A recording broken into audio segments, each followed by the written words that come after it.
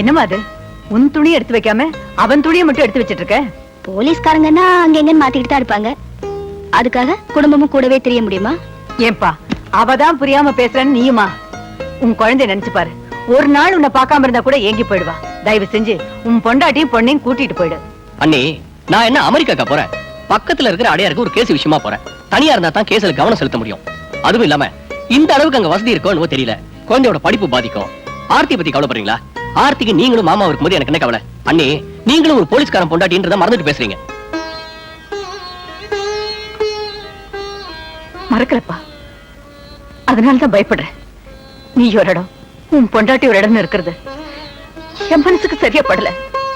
அண்ணி, சட்டத்தையும் ஒழுங்கையும் பாதுகாக்கிறேன்னு சத்தியம் பண்ணி கொடுத்துட்டு தன் குடும்பம் தான் முக்கியம்னு ஒதுங்கி நிக்கிறது ஒரு போலீஸ்காரங்க அழகில்ல.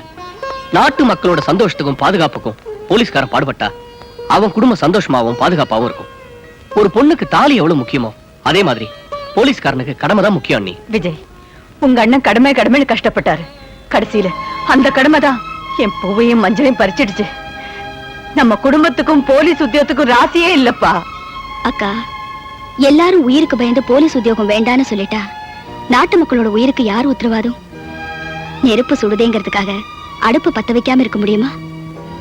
அக்கா, போலீஸ்காரனோட பொண்டாட்டியா இருக்கிறதுக்கு ரொம்ப கொடுத்து வச்சிருக்கணும். அவர் ஆசீர்வாதம் பண்ணி சந்தோஷமா அனுப்புவீங்க. அண்ணி, அப்ப நான் போயிட்டு வரேன். மாப்பிள, நான் இங்க இருக்கும்போது குடும்பத்தை பத்தி கவலைப்படாதீங்க. சந்தோஷமா போயிட்டு வாங்க. சௌமியா, அப்பா போயிட்டு வரட்டுமா? டாடா.